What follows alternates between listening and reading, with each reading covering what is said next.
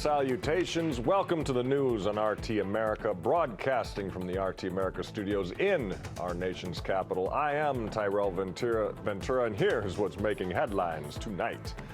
Cryptocurrency and NFTs have raised $52 million for Julian Assange's legal defense fund as he continues to fight extradition to the United States of America. And then, how are the Freedom Convoy protests going in Canada? They're affecting economies at home and abroad as truckers block major ports of entry.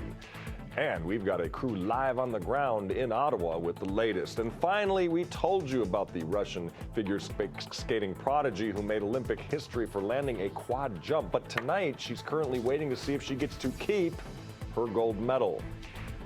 The news on RT America starts now.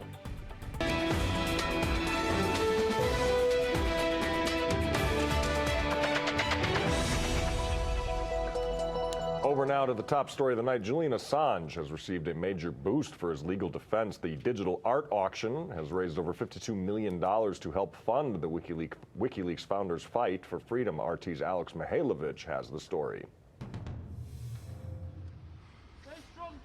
Julian Assange may be behind bars in a London prison, but even while locked up, the journalist has been a busy man. Recently, he collaborated with the crypto artist known as Pac in a two-part online auction to sell a collection of NFTs, or non-fungible tokens. NFTs, like these, are a kind of crypto asset that uses blockchain technology to record the ownership status of digital files, such as images, videos, or audio. The so-called censored online auction ran from February 7th to the 9th to raise funds for Assange's battle in the courts.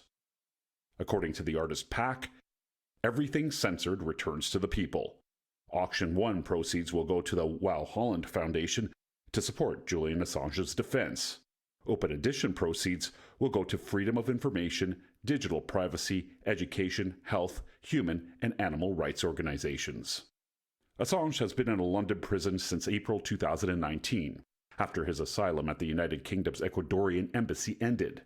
He currently faces espionage charges stemming from the 2010 WikiLeaks publication of hundreds of thousands of leaked files related to the U.S. wars in Afghanistan and Iraq, including the release of the infamous collateral murder video that shows an American gunship firing on Iraqi journalists. Aside from online, Assange's supporters stood by the WikiLeaks founder throughout his ordeal. Here's his partner, Stella Morris. For almost 3 years, he's been in Belmarsh prison, and he is suffering profoundly, day after day, week after week, year after year. If convicted in the U.S., Assange could face a sentence of up to 175 years in prison. This past December, a UK court ruled that Assange could be extradited to the U.S. However, he has been given a chance to challenge the approval of his extradition at Britain's Supreme Court. Now, this court challenge and any further legal issues that the Australian-born journalist may face just got a boost. Let's just say the censored auction ended up being very lucrative. The centerpiece of the auction was an NFT artwork called Clock. It displays the number of days that Assange has been imprisoned in white text on a black background. It updates every day. The Clock NFT fetched 16,593 of the cryptocurrency Ether. That was the equivalent of approximately $52.8 million at the time of the sale. It was bought by a group of more than 10,000 Assange supporters called Assange DAO. A DAO is a decentralized autonomous organization, a member-owned online community which can do things like pool their money together for a cause. It has been reported that an Assange DAO community leader posted the message, "This is tens of thousands of people coming together to show real strength, the power of the people." The help of the people could go a long way in assisting Assange within what many see as an uphill battle. The fight will continue, and it will not end until Julian is freed from Belmarsh prison and until the U.S. government drops this case, which is a blatant and serious attack on press freedom worldwide. Well, it's great. In addition to the over $50 million raised for Assange's cause, supporters raised more than $2.1 million worth in Ether crypto by creating their own NFTs, with the proceeds going to pro-freedom organizations chosen by Assange and PAC. For News on RT America, I'm Alex Mihailovich. All right, joining us now to discuss Julian Assange and this defense fund, we're joined by the host of On Contact, the one and only, one of my favorite people, Chris Hedges. Chris, thank you for coming on tonight. Thanks, Tyrell. So how important will this $52.8 million be to Julian Assange and his defense team? I mean, is it going to make a difference when he's fighting against the cavernously deep pockets of the U.S. Department of Justice? Well, it'll probably make a difference.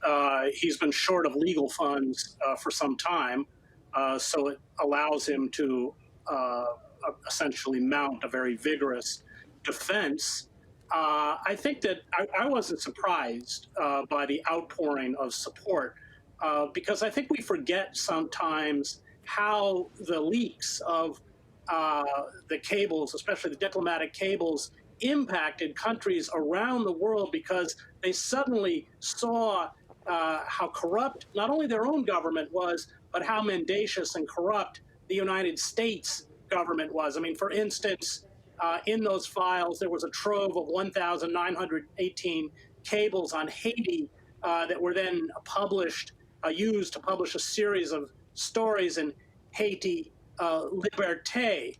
And it exposed the collusion between the government post-Aristide, and Aristide was pushed out with certainly heavy U.S. pressure, with companies running sweatshops, Fruit of the Loom, Hanes, Levi's, to essentially block minimum wage increases in these Haitian sweatshop zones. And of course, these are already the lowest paid workers in the Western hemisphere. And that really ripped back the veil. So you have all sorts of people on the ground who, because of WikiLeaks, Haiti would be just one example, understood there was a kind of transparency, a window into the operations of both the U.S. government and their own governments. And so that's why you see such widespread support for Julian. Remember, when Julian was put in isolation in Belmarsh, it was the other prisoners who petitioned the prison authorities to take him out. That's a really great point. And you know, it's interesting because when you're talking about all this support, we're also hearing words, cryptocurrency, NFTs, blockchains. Chris, you've been in the game a long time. Are we seeing the beginning of a whole new form of fundraising for activists, really taking center stage, taking root? And what kind of impact will that kind of fundraising have on future activism, not just with Assange, but moving forward in trying to, people fighting back against oppressive governments or oppressive regimes in situations like this? Yeah, this is a good example of essentially creating a parallel institution outside of the official structures. So you're exactly right. This is a very seminal moment. And these parallel institutions and parallel structures, and WikiLeaks in many ways is a parallel news organization, a parallel structure outside of the corporate-owned media. These are important, essentially, important institutions that rise up to defy power. And so, yes, I think it is an extremely important moment. Chris, right now, Julian Assange will be appealing to the British Supreme Court his extradition to the United States, which was originally denied and then overturned. What do you believe the future is going to hold for Assange at this point, like just at least in the year forward? I mean, my guess is that it'll get tied up in the UK courts, but we must acknowledge that Julian's psychological and physical health is very poor. He has really been ground down, as anyone would be under these kinds of circumstances. He's suffered a stroke. He's had episodes of hallucinations. He was there was a razor found under his socks. He has talked about committing suicide. So there's just so much anyone can endure. And I think a lot of us, certainly his father, many in his family, feel that the tactic is just to keep him in these draconian, harsh, high security conditions where he is isolated as his health psychologically and his physical health crumble. That's our fear. And if I had to make a kind of prognosis, that's what I would expect. Boy, oh boy, they can imprison us without even putting us in prison yet. Thank you so much for coming on today and talking about this issue with us today, Chris. Great, thanks. Yeah, and let's remember he never committed a crime. Exactly, exactly. All right, everybody, still ahead. An update on the trucker standoff taking place north of the border. We have a team on the ground giving us updates, so stay tuned for that. In the meantime, make sure you download our portable TV.